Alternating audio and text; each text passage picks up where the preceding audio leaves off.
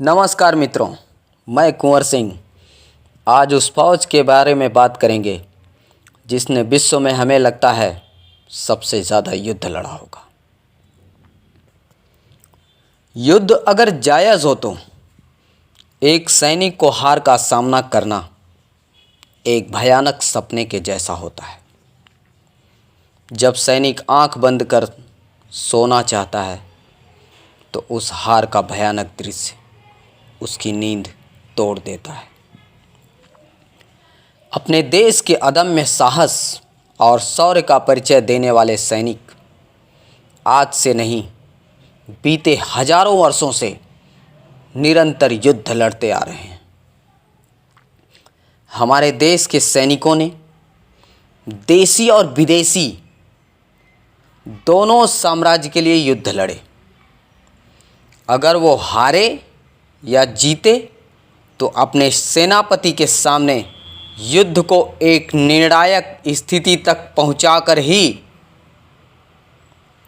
जैसे एक पूंजीपति और व्यापारी की शक्तियां उसके धन दौलत और खजाने होते हैं, वैसे ही एक योद्धा के लिए आधुनिक अस्त्र शस्त्र और उसकी पूर्ति उसका खजाना होता है। स्वतंत्र भारत भूमि के नक्शे पर नज़र घुमाने के बाद आंखें उस चीन और भारत की सीमा पर जाती हैं, जहां 1962 के युद्ध में चीन के सामने बिना किसी सैन्य ढाल के 10 से 12 हज़ार सैनिकों को अपने से 4 गुना फौज के सामने बहुत ही कम युद्धक सामग्री के साथ युद्ध लड़ना पड़ा।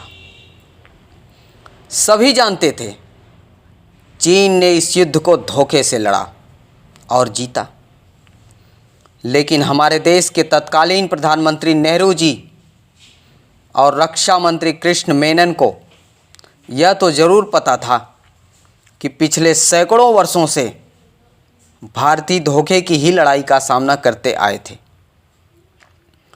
ज़्यादा पीछे जाने की ज़रूरत नहीं थी। ये शिक्षा तो अंग्रेज़ों से ले ली जानी चाहिए थी कि व्यापार के पीछे साम्राज्य का विस्तार कैसे होता है। 20 अक्टूबर 1962 का दिन यह भारत और चीन का युद्ध नहीं, अपितु चीन का भारत के ऊपर सुनियोजित और अकस्मात आक्रमण था। जबकि चीन का युद्ध अनुभव भारत से बहुत कम था। भारत फौज के युद्ध लड़ने की चर्चा प्रथम विश्व युद्ध से दुनिया करने लगी थी, जिसमें अपने 15 लाख सैनिकों ने भाग लिया था। द्वितीय विश्व युद्ध में भी भारत के सैनिकों ने अंग्रेज़ों के लिए ही युद्ध लड़ा। उस समय अपने देश की फौज ब्रिटिश भारतीय फौज के नाम से जानी जाती थी। 25 लाख की फौज ने पूरे विश्व को भारत की फौज का लोहा मानने के लिए बाध्य कर दिया। दोस्तों, क्या आपको विश्वास है कि इस तरह की सेना अगर पूरी योजना के साथ युद्ध लड़े तो चीन क्या किसी स्थिति में भारत के सामने युद्ध में ठहर सकता है? हालांकि नेहरू जी को इस युद्ध का अफसोस हुआ।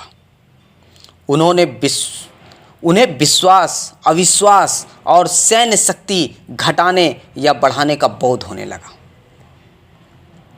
बिना बड़ी सैन्य शक्ति और आधुनिक हथियारों के सेना का दुश्मनों के बीच फंस जाना और बिना पीछे हटे शहादत देना, साथ ही विश्व स्तर पर हार की चर्चा, ये सब कहीं ना कहीं उनकी मौत का कारण बना।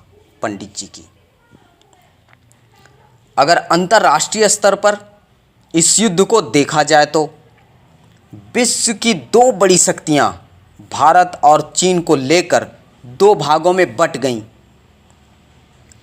एक भाग सोवियत संघ, जिस पर हमारे देश के तत्कालीन प्रधानमंत्री को बड़ा भरोसा था जिसके साथ मिग विमान खरीदने की सहमति भी हुई थी, उसने भाई और मित्र का हवाला देकर शांत बैठ गया। सोवियत संघ का कहना था, भारत हमारा मित्र है पर चीन हमारा भाई है। एक भाग अमेरिका और ब्रिटेन, जिस अमेरिका से प्रधानमंत्री सहायता नहीं लेना चाहते थे, अंत में उसी अमेरिका ने साथ दिया। आनन फानन में भारत को अमेरिका के राष्ट्रपति जॉन कैनेडी से सहायता मांगनी पड़ी। उस अमेरिकी राष्ट्रपति ने नवंबर के शुरुआत में 7 विमानों से भारत के लिए हथियार भेजे। इस युद्ध में विश्व स्तरीय दबाव और हस्तक्षेप देखकर चाइना स्वयं युद्ध विराम देकर उसी स्थिति में लौट गया। हमारे देश के सैनिक उस युद्ध को लेकर खुद को कोसते हैं। उन्हें आज भी लगता है यह युद्ध पूरा नहीं, अधूरा छोड़ दिया गया है। इस युद्ध के बाद भारत और चीन के संबंध में हमेशा के लिए कड़वाहट हो गई। तब से लेकर आज तक चीन से हर स्तर पर भारत की प्रतिस्पर्धा की जंग खत्म नहीं हुई। पर उस समय और आज के भारत में, भारत के सैन्य शक्ति में ज़मीन आसमान का फ़र्क है। अभी अभी की ताज़ा घटना जो 15 जून 2020 की रात गलवान घाटी में हुआ, भारत ने चीन को एक ऐसा नमूना बस एक ही छोटी झड़प में पेश किया कि चीन के विश्व शक्ति के रूप में उभरने का दंभ खत्म हुआ। चीन ने जब देखा भारत के साथ खुलेआम टकराना अपने लिए समस्या खड़ी करना है, तो उसने तरह तरह की युद्ध अभ्यास दिखाकर भारतीय फौज में मानसिक भय भी पैदा करने का प्रयत्न किया। हालांकि गलवान घाटी की समस्या दोनों के उच्च अधिकारियों के बीच बैठक के बाद वापस अपनी स्थिति में लौट गई। गलवान घाटी की घटना के बाद पाक के विदेश मंत्री शाह महमूद कुरैशी ने बयान दिया कि भारत बार बार अपने पड़ोसियों के साथ खुद टकरा रहा है।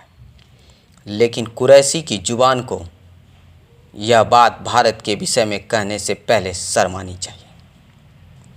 अब तो चीनी राष्ट्रपति शी जिनपिंग की सेना जल, थल, वायु तीनों मोर्चे पर टकराने से कतराती है। मेरे कहने का मतलब है, भारतीय फौज इतनी सशक्त है कि उससे टकराना अपने जीवन को मौत के दलदल में फंसाने के बराबर है। अगर हमारा वीडियो पसंद आए तो आप लोग कमेंट कर अगली वीडियो में सुधार करवा सकते हैं। मित्रों, साथ ही हमारी वीडियो को लाइक और शेयर जरूर करें। कोने पे लगी घंटी को दबा दें, जिससे हमारा अगला वीडियो आपको मिलता रहेगा। जय हिंद मित्रों, जय हिंद।